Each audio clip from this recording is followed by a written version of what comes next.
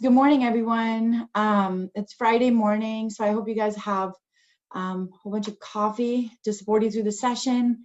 I am going to go through my presentation, but I mostly want it to be a conversation. And so if you have any questions or anything to add or chime in, please feel free to raise a hand or unmute, or Jess is watching the chat box, so she will let me know if you have anything to add or ask a question. But I'm excited to share my my success story, a COVID success story from earlier this year. So, we're already having tech problems. Okay. All right. So, I work at the Oregon Zoo Foundation, and the Oregon Zoo Foundation is a small 501c3, which is, separate from the Oregon Zoo. And so what I want to do is I want to actually go through and talk about, how both of these organizations are set up. I also want to talk about the Emergency Recovery Fund and what was our need and what continues to be our need. Like most of us, in the nonprofit industry, the need has not gone away, and it seems to be getting more and more prevalent and important. And so I will go through some of those things, and then I'll talk about situational analysis and why we decided to do the $1 million campaign, and then what were our strategies that we implemented, based on the audience members and tactics. And then I also want to share, of course, we know that we met the goal, but I think along the way we learned so much, and we had so many interesting challenges that we had not anticipated. And so I want to share that with you guys and see what you all think about it, and if you have had similar challenges or other experiences. And I guess in the last part is that this was a massive effort in bringing the teams together, the foundation team together, the zoo team together, and of course, all of our partners and the community. So what is amazing about this Emergency Recovery Fund was how many people got together to make it a success. And I really don't know if it would have been possible without such a massive team effort. So, Charu, sorry to interrupt you. I'm wondering if something is covering your microphone. We're getting some reports of a lot of static coming from you. Okay. Well, that sounded a lot better, but it could just be a fluke. Yeah. Is that better? I actually, my laptop was right. It was placed in a certain way. Maybe that was doing it. So thank you for letting me know. Hopefully this is better. Yeah, sounds great now. Thank you. Okay, great. Awesome.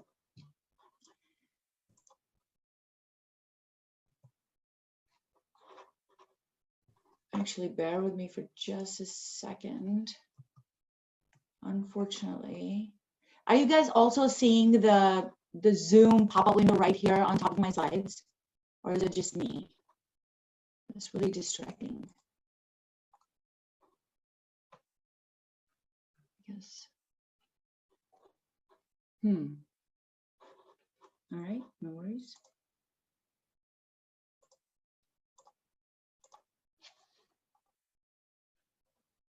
Sorry, guys, just one more second. All right, awesome. Love Zoom. Okay, so the Oregon Zoo has been around since 1888, and it originally started with a gentleman who just had a bear in the middle of Washington Park. So it's just a really interesting story how we've evolved since 1888 into an AZ accredited organization that has won amazing awards for animal welfare, for conservation efforts. And it is, the Oregon Zoo is actually a part of Metro, and Metro is a regional government organization. So in fact, the zoo is partly funded by taxpayer dollars. And so I want to share a little bit about that. But we have approximately 2,000 animals and 15 endangered species and 7 threatened species. So as I mentioned that the zoo gets funding from, of course, their own earned revenue, which is like selling elephant ears or tickets or event tickets or concerts and things like that, which is 60% of their revenue. And then 30% comes from Metro, which is the taxpayer dollars that we get from Portland area. And then 10% is the Oregon Zoo Foundation.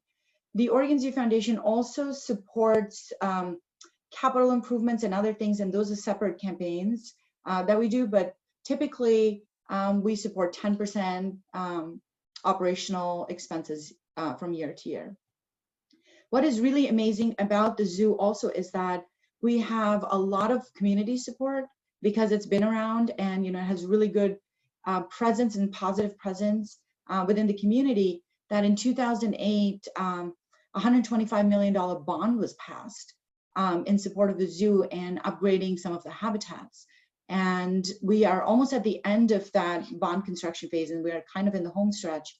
But when at the end of 2020, 40% of the zoo will have been remodeled and redone. So right now we're working on Polar Passage, which is a polar bear habitat, which is really magnificent, and one for chimpanzees and then rhinos. So in the middle of, here in pandemic, we also have this campaign going on, and we are trying to finish these really multi-million-dollar projects. So I think that adds another layer of stress.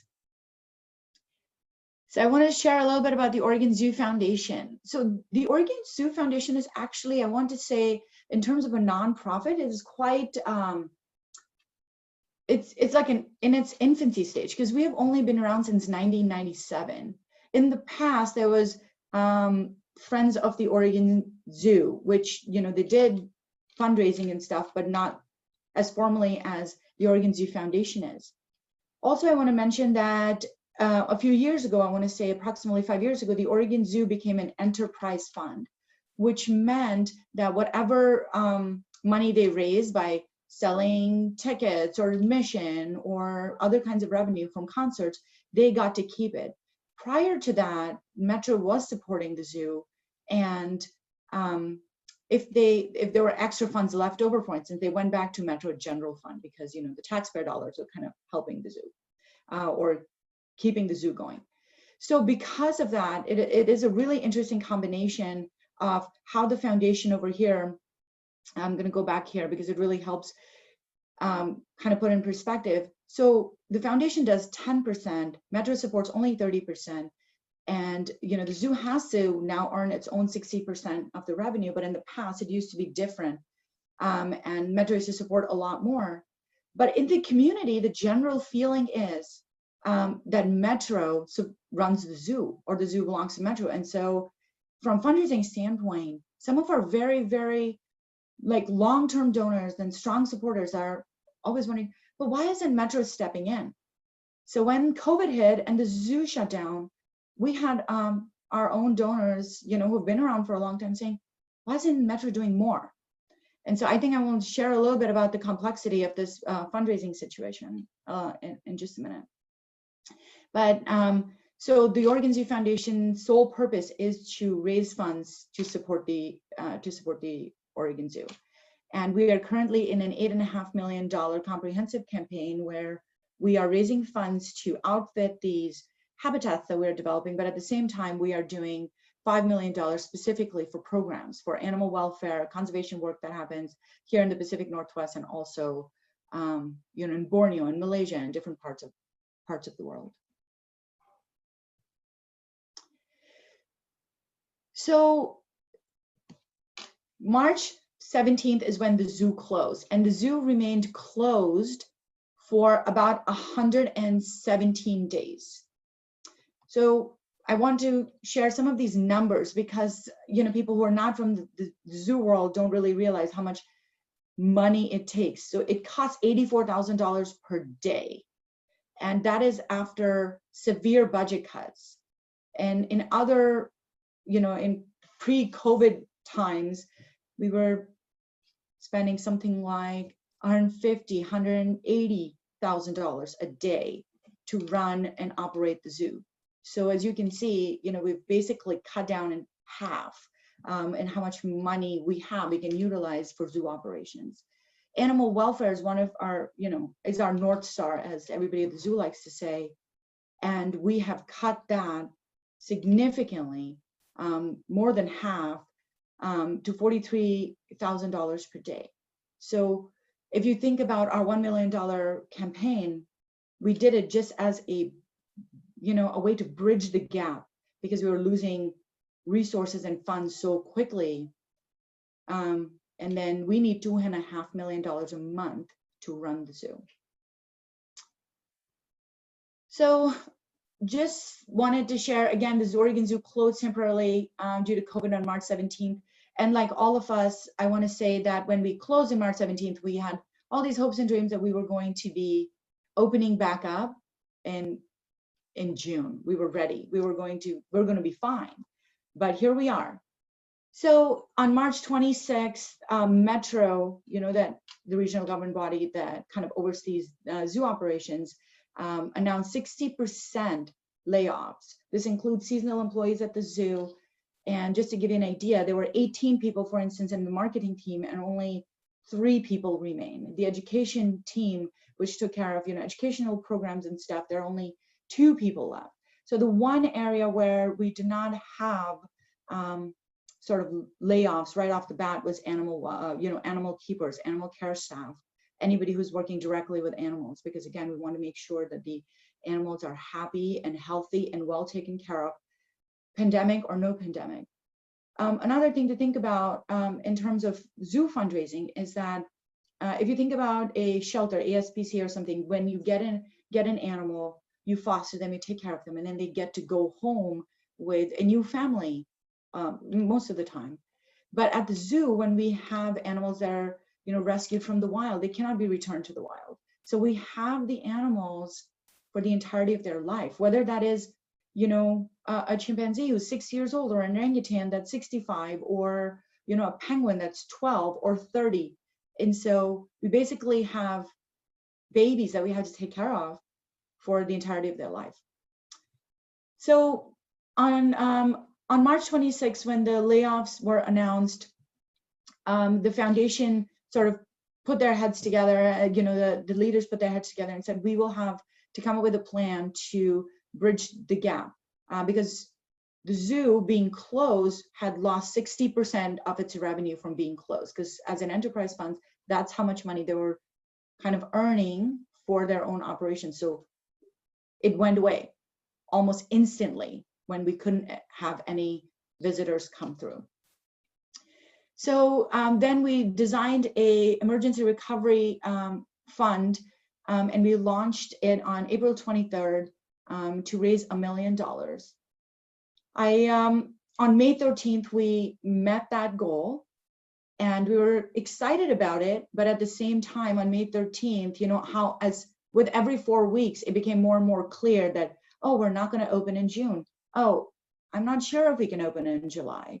And while the numbers in Oregon have been pretty low, Multnomah County, because where the zoo is located, is very densely populated.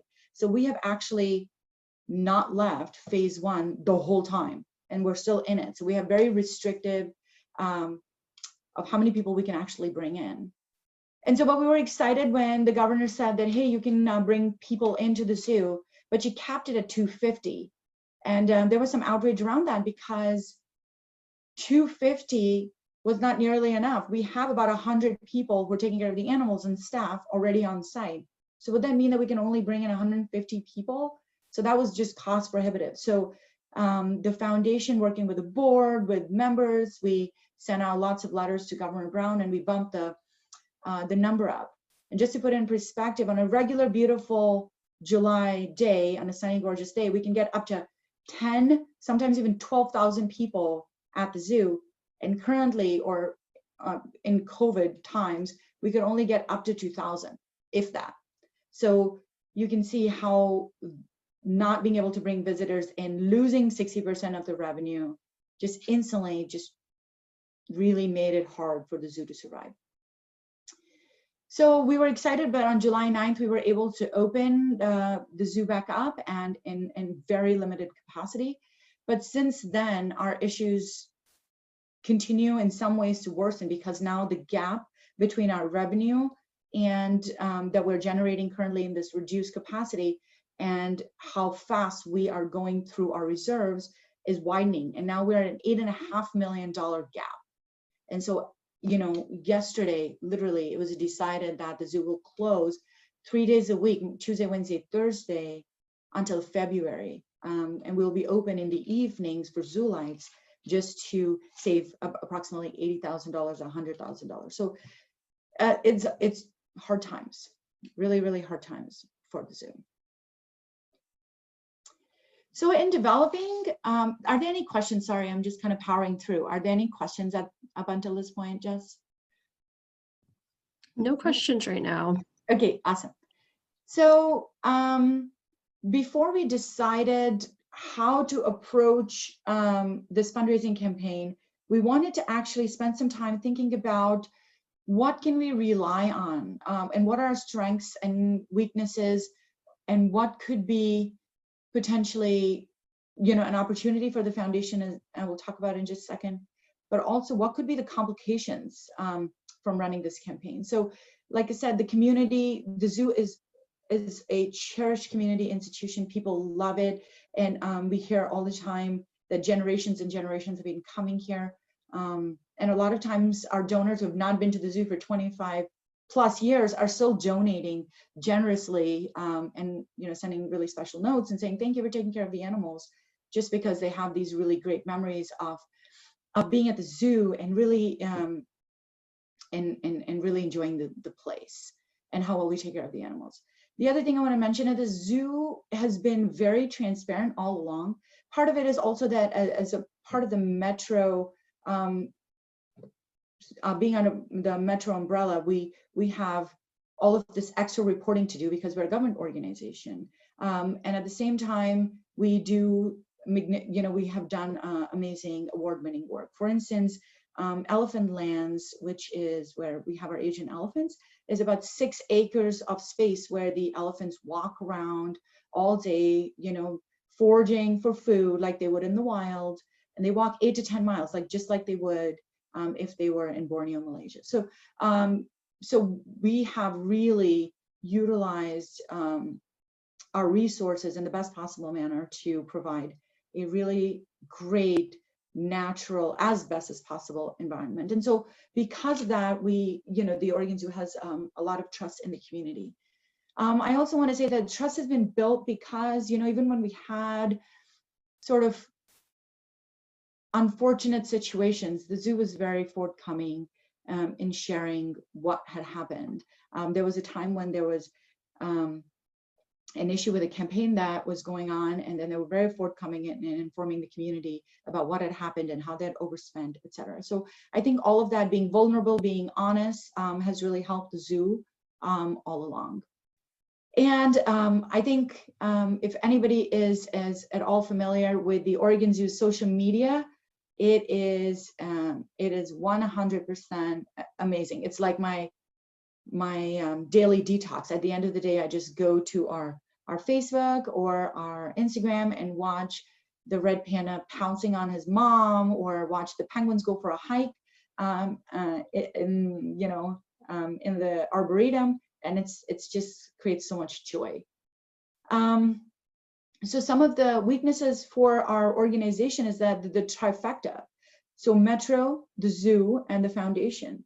So community-wide, there's this understanding, even now, even after several years of the zoo becoming an enterprise fund, that the Metro pays for the zoo. And so from fundraising standpoint, when you go and approach donors and say, hey, I would like to raise all this money to build this habitat or, you know, fund this program, they're like, but why do you need to raise money? We already pay through our tax dollars, you know. And a lot of times our members say, oh, my membership is my donation. I don't understand why, you know, why do you need extra money? And so we have this entire other challenge of why do you need money?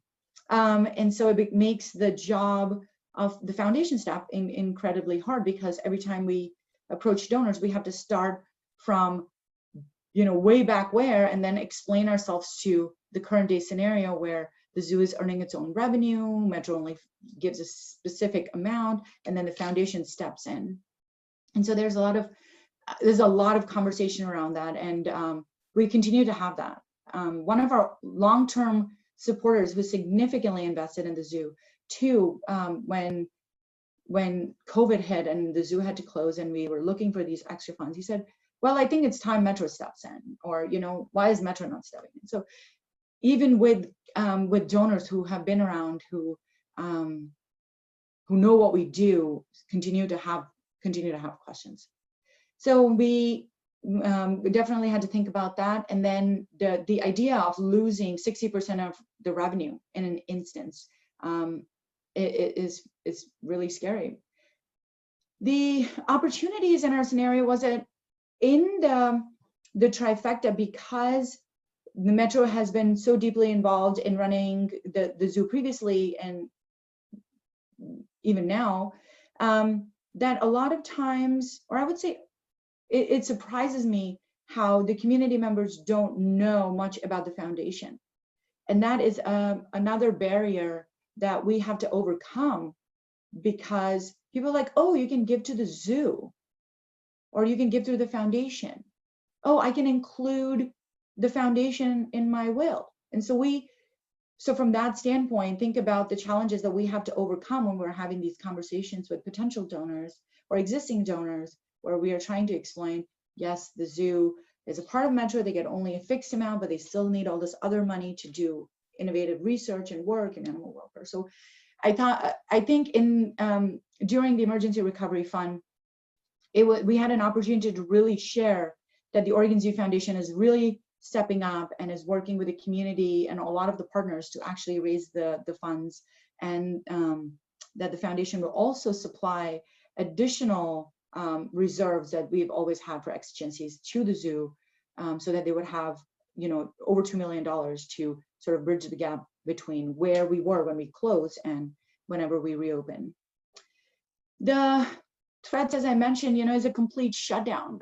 One thing for, you know, very early on, there was this scenario at the Bronx Zoo when one of the tigers was reported to have gotten COVID. And that was sort of terrifying. We didn't know very much about it.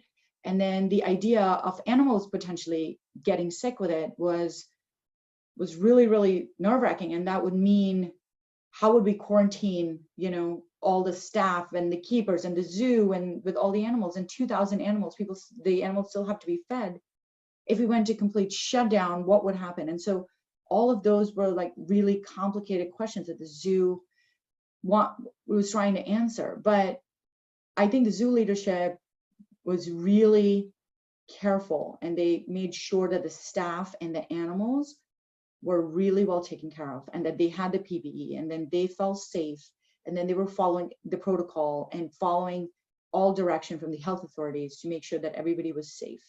Because the downside of the keepers or the animals, somebody getting sick, it was just, how would we recover from that? The insufficient funds, of course, how would we, if we raise $2 million like we are right now, we raise the dollars, but we continue to lose staff. We are continuing to, you know, the gap in the revenue and our reserves, you know, and the amount that we have to keep us going is diminishing very, very fast. And then another threat that we potentially saw was that because the zoo is loved and people already give tax dollars, and, you know, we always have this resistance of, but I already give money, you know, and you get the money from Metro, and I already buy my membership, so I cannot help you anymore. Or within the community, COVID has created such sort of collective grief, I want to say. People are losing jobs, people are getting sick, people are passing away, people can't see other family members. Like it is so heartbreaking that we thought, okay, well, we can ask for support, but would our donors choose to care for, you know, and support human services organizations or others that can otherwise, you know? And so those were some of our concerns when we were starting to think about how to sort of design our plan.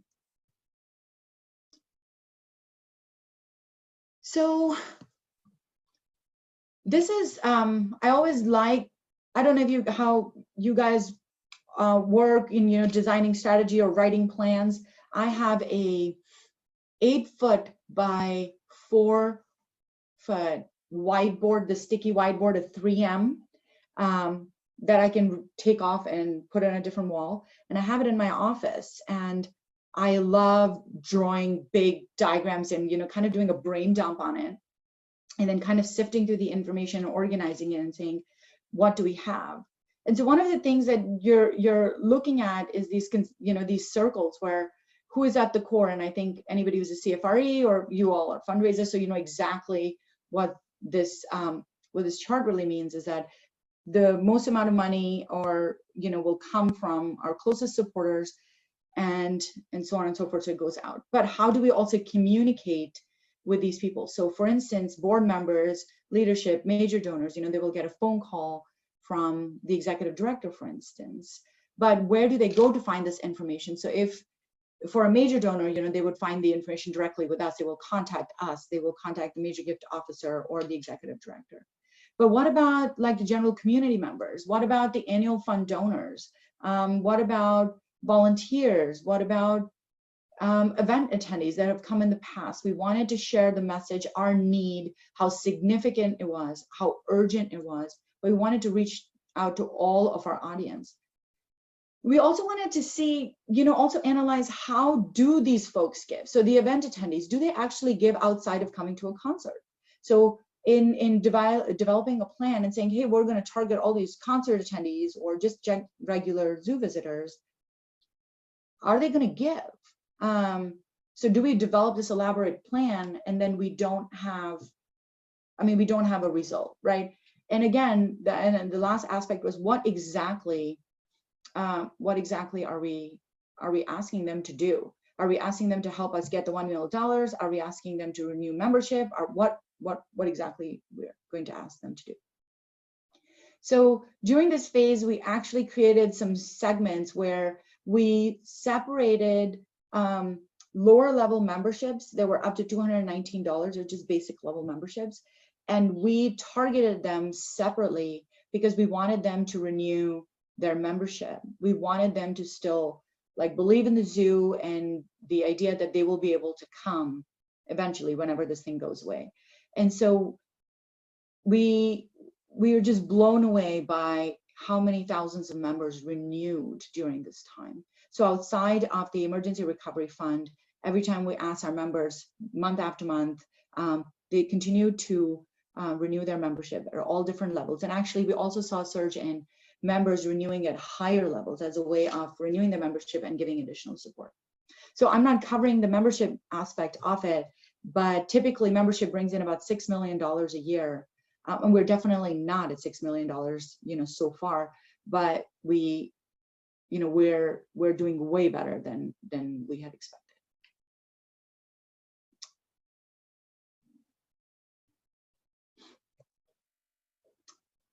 So as I was talking about, depending on your audience, we wanted to define how do we reach out to them, what are we going to ask them, and what action would we like them to take. So for instance, the board members, leadership, and major donors, they were the first ones to know. We made phone calls to them. We had leadership, the zoo director, Dr. Don Moore, our executive director, Julie Fitzgerald. They directly contacted most of the major donors and said, hey, we have this need. We have, we're stuck, and we are losing our reserves very fast.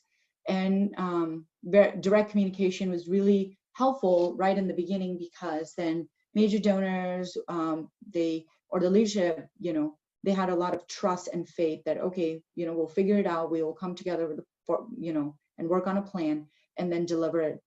So I think that was really helpful. And then for members, as I said, we did mostly electronic communication, and people were extremely receptive to just, they were responding to our appeals, they were responding to the renewal asks that we were sending through our ML platform that we currently use. We also wanted to have one cohesive approach. So we didn't want one message to sound like that and another message to board members sounding like that. So we came up with a letter that was written by the executive director and the zoo director together, which talked about how we have reserves, but we lost 60% of the revenue. We are continuing to lose our reserves at a very, very fast pace. We are losing staff. The animals are taken care of more than anything else. Our commitment is there, and we need your support. So we came up with some very crucial but very solid talking points. And then once we came up with that, we designed our communication for all the different channels based on that. But one of the most sort of defining or amazing parts about the community engaging with the zoo is that, of course, the animals are adorable and cute, but the community collectively loves the keepers and the staff that take care of the animals. They think of themselves, they think of the keepers and care staff as heroes, veterinarians. And so that was an important aspect of our communication. So I'm going to move to the next slide, and I will show you how all these different aspects of our talking points, plus this idea of our keepers being heroes and taking care of the animals, kind of played out. So I put together kind of a smattering of examples. So we have a Facebook ad here where we show a keeper feeding the turtle. We also show a keeper feeding the red panda. We show another keeper feeding the giraffe. And I think it was at this point in the pandemic, because everybody was isolating, they were stuck at home, they were not able to interact with a lot of other people, that the idea of the human connection, and that the human beings, caring, loving, generous, dedicated, professional, talented staff were showing up day after day to take care of all these animals, and then the animals were thriving because of this care and connection, was really important. So we used the main talking points about how we need you, and then we said we need you to help us continue the vital work of the keepers and the zoo staff. So in the Facebook page or the Facebook ads that we ran, we just said help sustain the vital work, and in almost all of the scenarios we had keepers demonstrating keepers working with all the animals. On the left side corner is actually the press release that was sent out. And so I just want to talk a little bit about how we disseminated the information, or how we disseminated the ask into the community. So I'm going to flip back here for just a second. So going back to this model of the core group, and then the other groups or other constituencies, the core group got to hear directly from Dr. Don Moore, the zoo director at the time. And after that, once our basically we call it's our family. So once we informed our family that we were in this tight spot, we worked with our marketing department to write a press release that was sent out in the community, and simultaneously we used the press release to create direct mail appeals that went from the zoo director and the executive director of the foundation.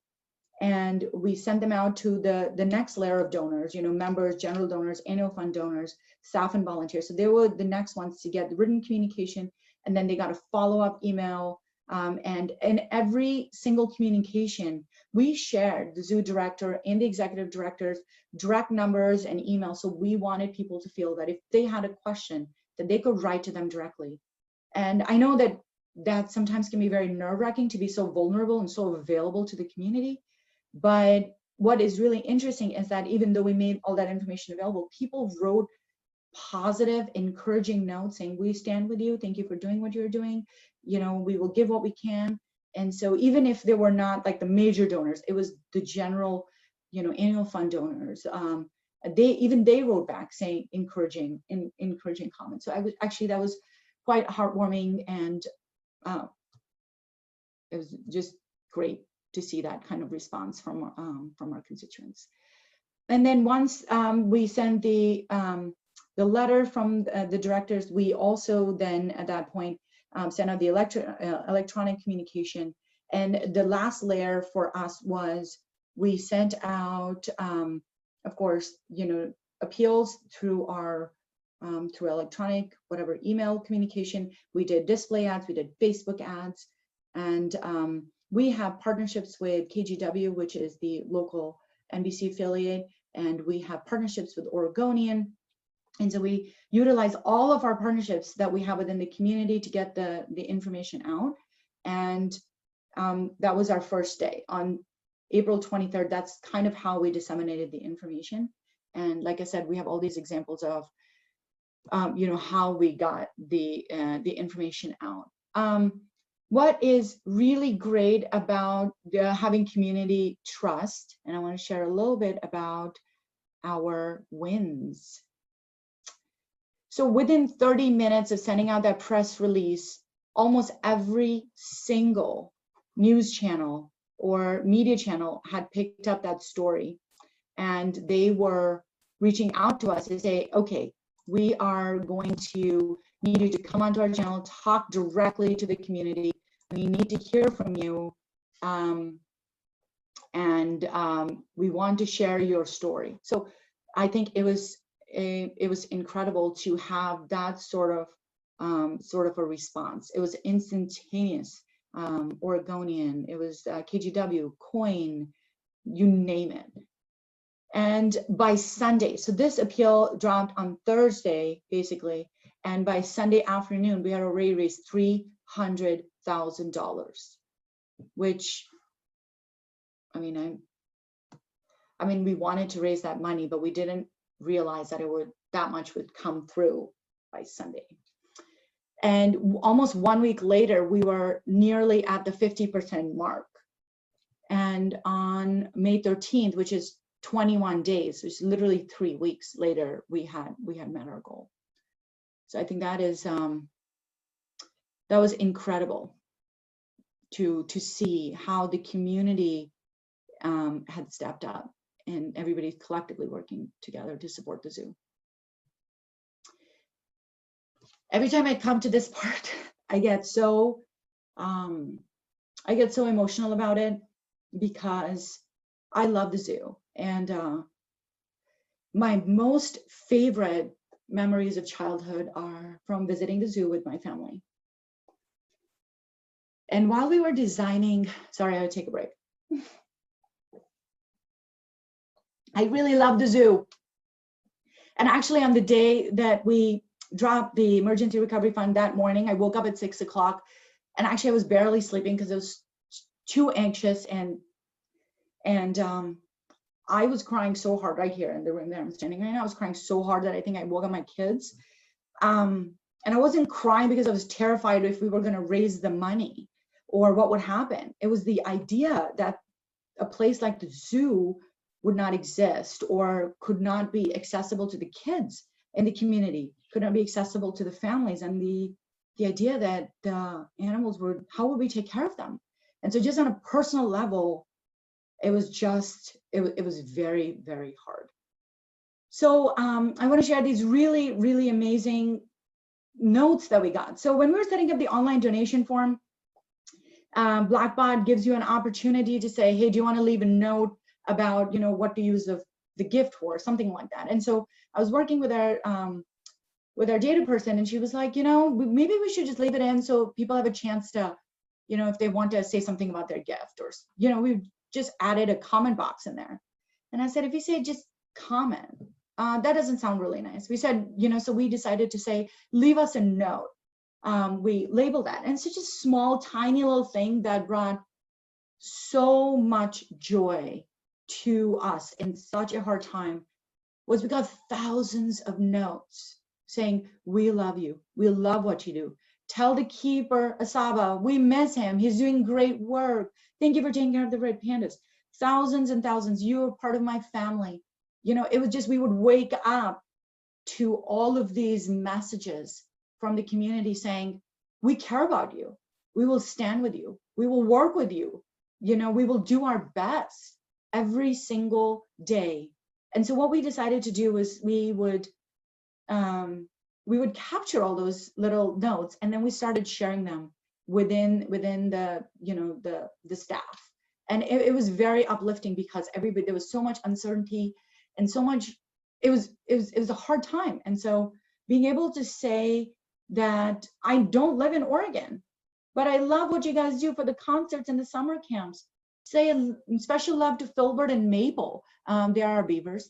And, you know, the elephants and the Josie the Sloth, and people wrote incredible, incredible messages. Please continue to run these fundraisers, and we will continue to donate as we can. And actually, about 3 weeks ago, we had one donor literally email me and said, you know, my wife works at this really prominent organization that is going to be having layoffs, but they do a really, you know, great matching program. So what we're going to do is we're going to make a donation today so it can be matched, so that, you know, if her work scenario changes, you will still get twice the gift. And I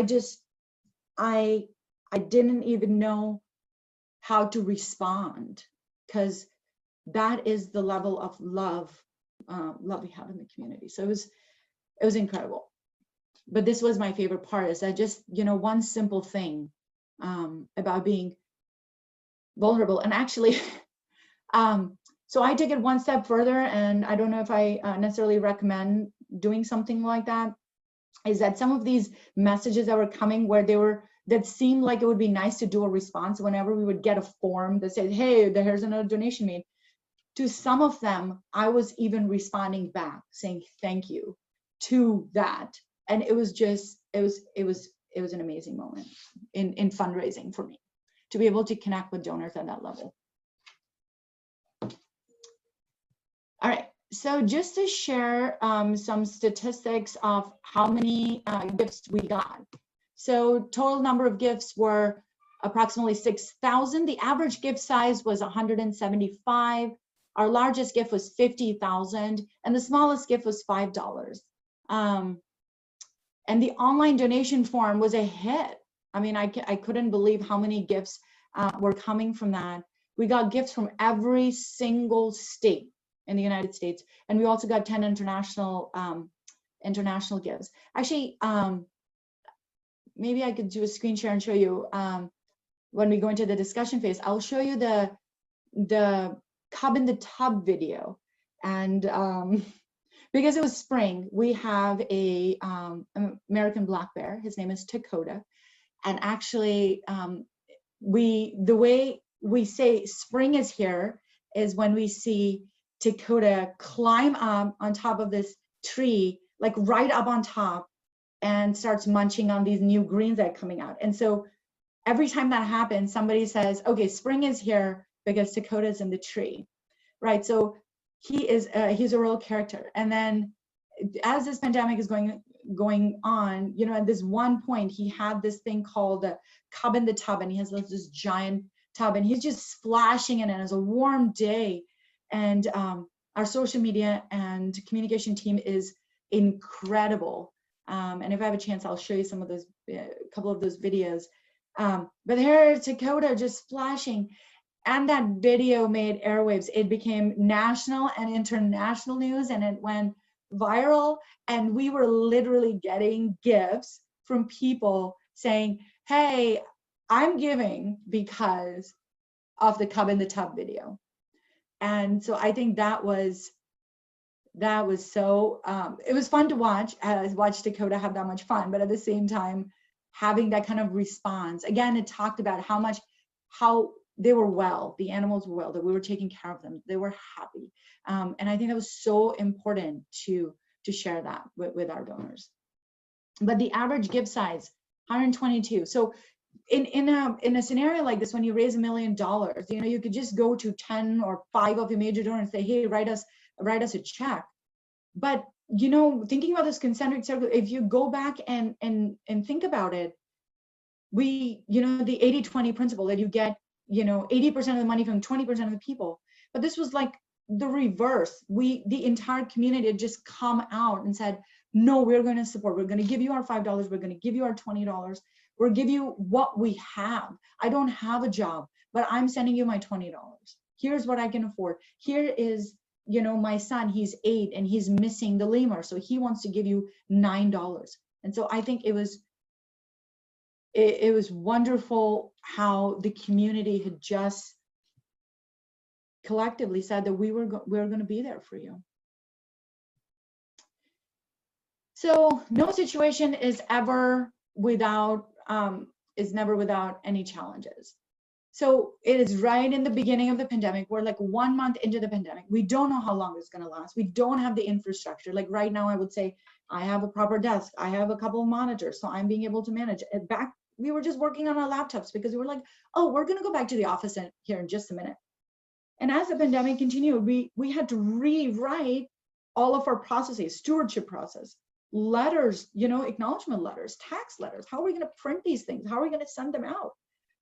It was incredibly inefficient and so painful, because anything that would take you 10 seconds to, you know, finalize a letter because it's auto-generated, now it was taking us 10 minutes, 30 minutes. We were emailing single letters, and so we were trying to figure out what would be the process. How could we make this efficient?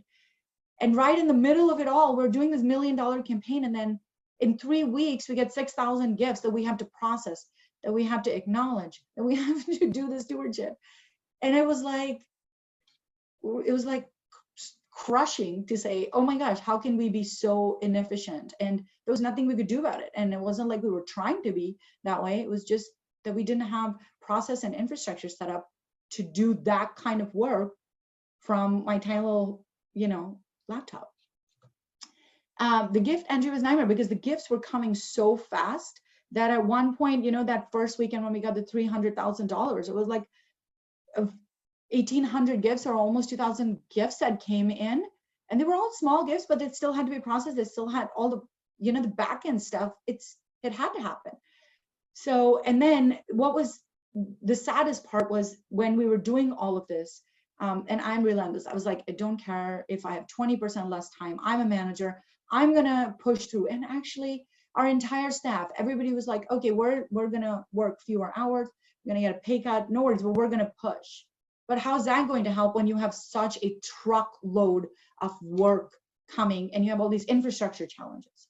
So I think that in itself was almost unanticipated that would be that much, and that we would have to navigate doing both of these things, raising the funds and doing the process all simultaneously.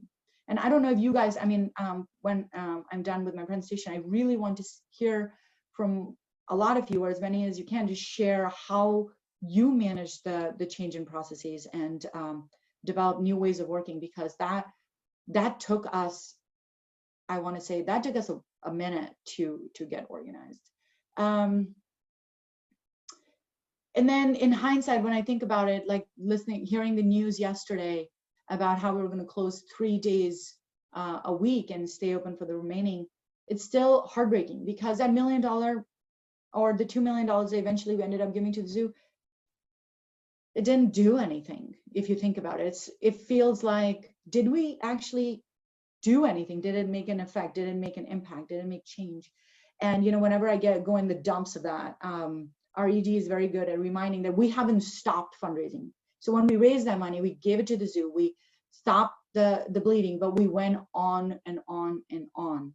And we have not stopped asking and raising money. And as of, I think yesterday or 2 days ago, when we did just a cursory glance, we are almost $700,000 ahead of where we were last year in terms of fundraising goals. So we are powering through, we are asking, we are vulnerable, and of course, we all love the zoo. Actually, it is not just me, but if you were to meet all the staff members at the foundation, you will see that they all, you know, they just genuinely, authentically, and from their heart love the zoo.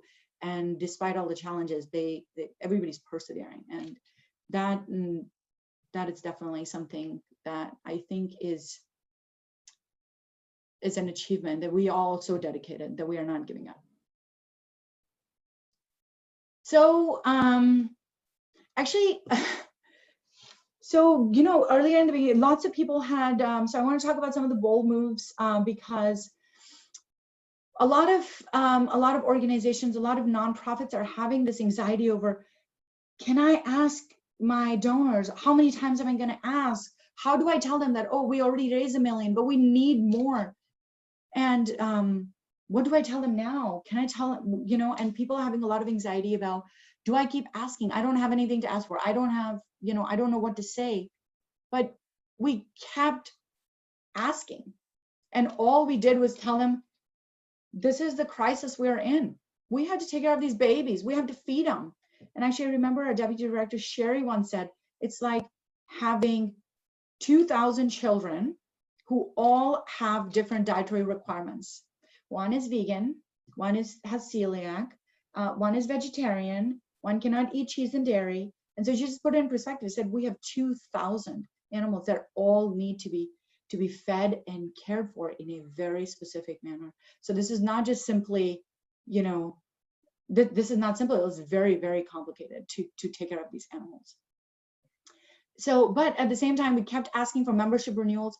You know, we are, even though it's a bold move to keep asking them to renew, we are having such an incredible challenge. We have 45,000 members, and we are having a hard time because they're not able to come. We can only bring in very few people at a time. And so our poor members, I just talked to a donor last week and she said, you know, Charu, I doubled my membership.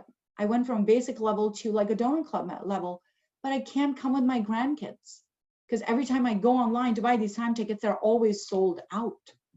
And so that's an entirely different challenge. So what we're doing is having members go online to our ticketing system and purchase their free tickets, but they have to reserve them in advance because we want to make sure we know who is coming, when did they come, what was their exposure. So COVID over here is creating all these other underlying, you know, challenges. And so, and then for direct mail, outside of ERF, I still sent my direct mail letters that were already planned. We changed the language, we changed the ask, and we raised hundreds of thousands of dollars just in following our own plan, but changing the sort of the strategy and the content. We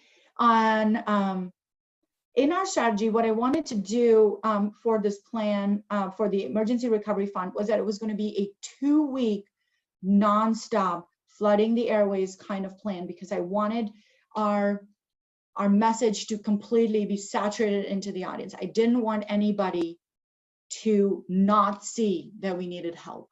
And typically in you know, in marketing on an advertising campaign, a person has to see it about 6 times to 6 times or so. It's like a statistical thing that you have to see the message 6 times before it actually resonates and you might take an action. And so for those 2 weeks, we utilized every single resource we had: direct mail, postcards, digital ads, Facebook ads, our website, opt-in monsters, that were the pop-ups. And it started on April 23rd, and our last day for the big push was just was Giving Tuesday now. And we had a very small goal for it, but we had never done a project like that before. I mean, we always ask for Giving Tuesday, but that is not one of our focused efforts. And so on that day too, we just wanted to raise, you know, we had a match of $40,000, so it wasn't really big. And so we said, we will make that goal, but we went over and above, and we raised like almost 200% of that goal. So in the middle of all of this, we were like, oh, let's field test this. And if we land flat in our face, then we are already in crisis mode. So how much worse is it going to get? And then we'd never, you know, and then 100 monthly donors. So again, this is a program that that we had not started yet. We have recurring payments and people give 2 other ways, but just having a proper monthly giving program, we didn't have that. So we were like, how about we field test this and see how many people are going to sign up? And we did. We have nearly 100 monthly donors who just signed up at all different levels of giving, which was incredible to see. It's not just $5 or $50 donations. There's some of them, they're, you know, $1,000 donations and stuff. So people just really got involved. And I think I think from my standpoint, I woke up day after day, and I continue to every single day. I'm so grateful. And one of my colleagues, Susan, she was like, do you think that people are tired of you saying that? I was saying, I'm so grateful. Thank you so much. You should, like, maybe we should tone it down a little bit. But no, I relentlessly thank people, and we just call everybody. The number of phone calls we made to thank people, you guys cannot even imagine how many people were called and left messages, and how many notes we wrote in all of this. And our stewardship, we didn't miss a beat. We were like, everything else can just fall to the sides, but we thanked our donors day in, day out. And then approximately 500 donors, and we were studying who is giving how. And of course, our data person is totally going bananas because there's so much information coming at her. And I said, can you see, I feel like I already called this person 2 weeks ago to say thank you. Can you see what is going on? And there were so many donors, like 500 donors is a big chunk of, it's a big group of people who were giving. So we said, hey, would you like to buy this symbolic adoption, share the care? They were like, sure, we'll buy that. We said, hey, this is the direct mail letter. Will you give $1,000? They were like, okay. And then we said, hey, we're doing this crowdfunding thing on Giving Tuesday now. Will you give? And they're like, yes. And then we said, we're sending this at the bottom of every single email. We're saying, we would love your support. So they're giving through that. And there were so many 500 donors. They were just like, okay, you asked me, and I will give. And that is a testament to, we are not, I always think of this way, that I'm not my donor, but I know that there are lots of committed people out there who will give if we ask. And they supported us, and they continue to support us despite all the challenges. So, and like I said, gratitude. It's, I at one point counted how many people. So we have bare bones staff at the foundation. Like I said, there's only one annual giving person, one major give plan giving person. So if I suddenly move to Paris, who is going to cover for the annual giving program? We're just bare bones staff. The foundation staff, the membership team, the zoo animal care staff, the executive director, marketing team. I just counted the number of people who were involved from bottom up. They were like, okay, you want an appeal written? Okay. One of our marketing people, the executive directors and the zoo director and I, we wrote this appeal, and then the marketing person reviewed it and took it all the way up to, Metro reviewing, and the CEO in Metro to review, make sure the wording and everything was right. And so every single day, this is all we were waking up to. We were just waking up to what's the next step. The direct mail has dropped, the Facebook ads are next, the display ad is next, the Just Giving, platform we have to set up, and every single day we had something, every single day. And so we completely saturated, and we contacted our constituents in every single way. And we were so grateful to the community, to the press, to the media, everybody, because there's no way we would even be functional right now. The zoo, it's so incredibly expensive to run a zoo, to feed the animals, to take care of them. And it's not just feeding them. You have veterinary care, you have all this other stuff that goes along with taking care of zoo animals. And I think, from leadership standpoint, I think one of the things that I always think as a manager is that I want to be vulnerable. And if I am feeling vulnerable, I want people around me to know.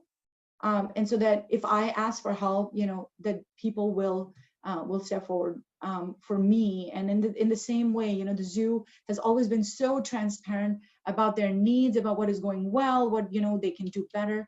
And so I think that whole idea of being vulnerable, but sharing that we have a problem, and asking from that very sort of an emotional, but in like a very personal way, it really changed the way we communicate with our donors and the way the donors communicate with us.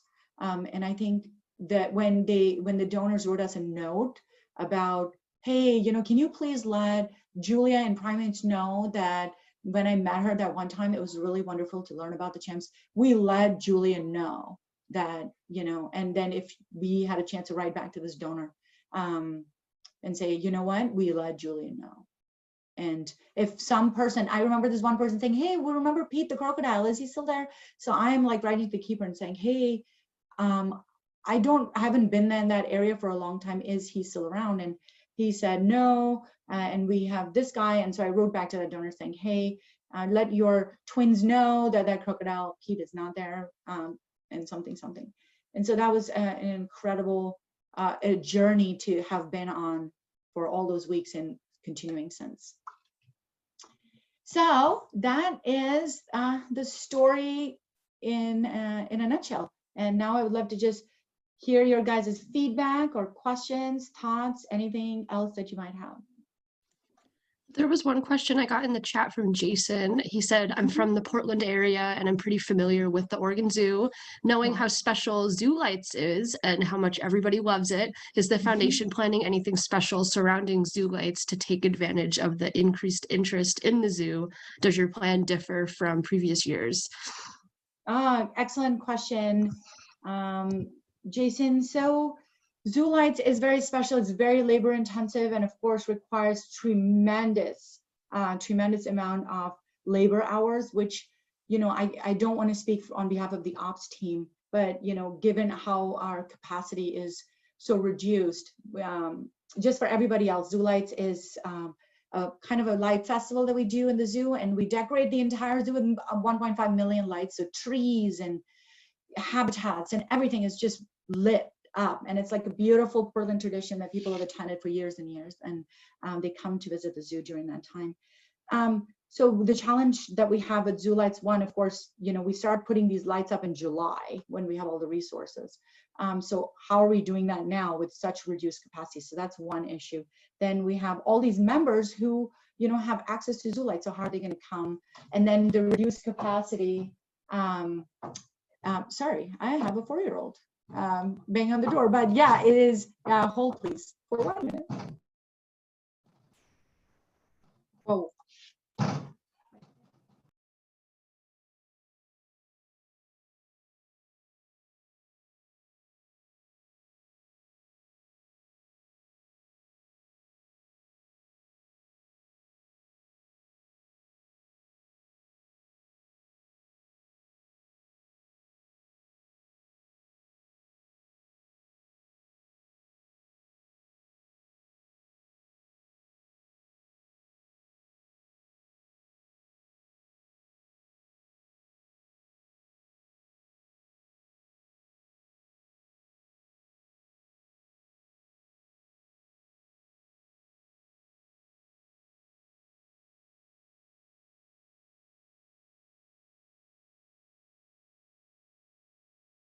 Oh, you're on mute, Charu. Can you hear me now? Yep. Okay, sorry. Oh, so sorry, continuing on the same thing, the zoo is working on a plan to have the community members also have a chance to come alongside the members. So they are working on it, and we will know soon, very soon, in fact. We haven't really tried to do a fundraising sort of campaign or anything around it, because I think Zoo Lights is a very special community thing, and we would just want people to just have joy if they can just come and just see that with their families. I think would be the bottom line for us.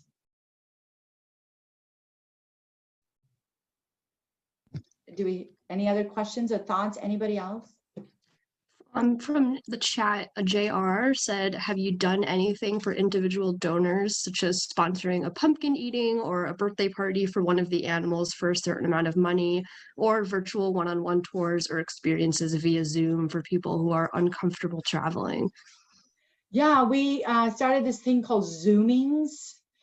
So we have wonderful program animals, you know, like penguins, and so people, you know, for organizations, they would say, oh, we would like to get our team as like a community, like a team building thing. We would love to visit with the penguins. And so you could purchase a Zooming with the penguins and then get a chance to visit. We are doing some animal experiences through Zoom and through virtual. We have very limited ways of doing birthday parties and stuff like that. So we unfortunately haven't explored that opportunity very much. Got another one from Lori. Have you Mhm. struggled with grants, given that foundations often hesitate to support foundations that are grant awarding organization in some way themselves? So grant funding, actually, great question. So in terms of grant funding, we are getting support to, for our Arctic Science Center and Polar Passage that is being built, or we are getting granting organizations that are supporting, the campaign itself, but not too many granting organizations stepping forward to kind of save us, in terms of operational costs. But what is really amazing is that because of our team is so used to working in this integrated fashion, and I really hope that people could take this away, is that when one of my colleagues writes the grant, she has a component in there where she will say, oh, we will be using this in our direct mail appeal. We will like to use a portion of the grant to see if we can double the support by, raising animal welfare funding and stuff like that. And so they're not changing what the grant is for or the focus of the grant because they're asking for a very specific thing from a specific organization, but they are integrating that component. So I take that piece and then I ask for matching, for challenge grants. I ask the donors and our community members to support us that way. And it is helpful in raising more dollars, definitely. So we're using our resources, I want to say, pretty strategically. I would like to think we could do better.